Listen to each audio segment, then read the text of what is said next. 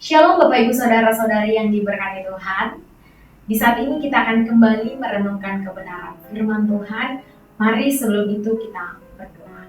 Bapa di dalam surga, terima kasih untuk kasih setia Tuhan. Di saat ini kami mau merenungkan kebenaran firman-Mu.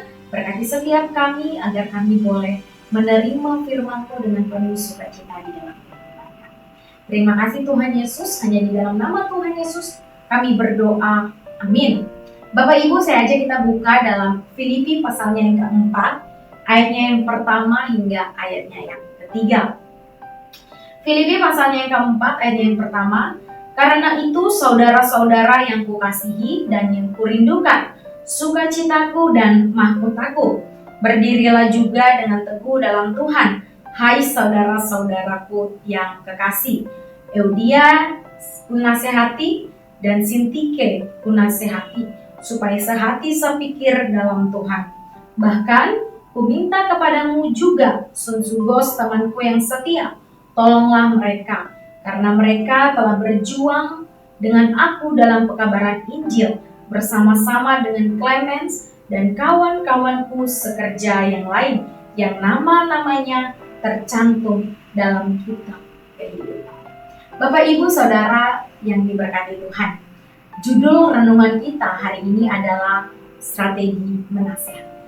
Bapak Ibu Saudara yang diberkati Tuhan, kitab Filipi memang terkenal sebagai kitab yang penuh dengan sukacita, namun tidak menutup kemungkinan ada permasalahan kecil yang mungkin terjadi dan dapat berdampak besar. Dalam firman Tuhan yang kita baca, masalah yang muncul adalah ketidaksehatian. Masalah ini mungkin terlihat sepele, tetapi jika kita tidak memiliki kesehatian, maka pelayanan Tuhan akan berantakan.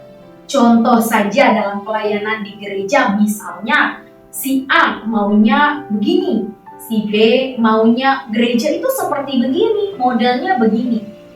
Bapak Ibu, kalau permasalahannya ini dibiarkan, lama-kelamaan akan menyebabkan pertengkaran, bahkan mungkin perpecahan dalam pelayanan di gereja. Yang si A nggak mau ikut ke gereja lagi, yang si B keluar dari gereja. Ini kan berdampak besar dari permasalahan yang kecil.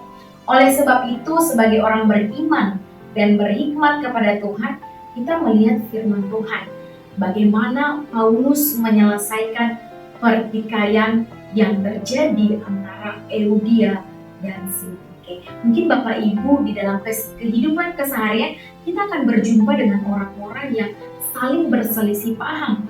Oleh sebab itu firman Tuhan di hari ini mau mengajarkan kepada kita bagaimana strategi menasehati yang benar. Cara pertama yang dilakukan Paulus adalah menegur secara kekeluargaan. Paulus menegur dengan penuh kasih. Dia memanggil kedua rekannya menggunakan kata saudara-saudara yang kukasihi, yang dalam bahasa Yunaninya dapat menggunakan kata adelphoi, moi agapetoi, yang berarti Paulus melihat mereka sebagai satu keluarga ilahi di dalam Kristus dan Paulus mengasihi mereka. Padahal Bapak Ibu, Paulus adalah seorang rasul. Dia punya jabatan yang tinggi dalam jemaat. Dia punya jabatan lebih tinggi daripada jemaat. Tetapi untuk kesatuan dalam pelayanan Tuhan, ia mau merendahkan dirinya dan menegur dengan penuh kasih, menganggap kesetaraan yang ada dengan jemaatnya.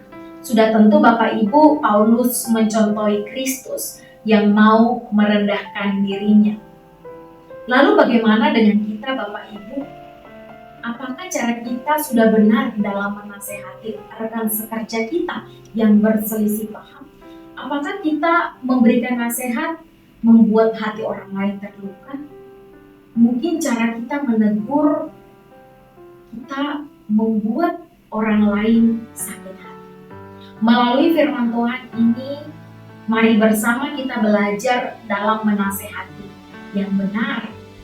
Mungkin kita sebagai pemimpin perusahaan, pemimpin keluarga, atau mungkin Kita bukan seorang pemimpin, tetapi ketika kita melihat sesuatu yang salah, marilah kita menasehati dan menegur dengan cara kekeluargaan yang penuh kasih tanpa memandang status sosial.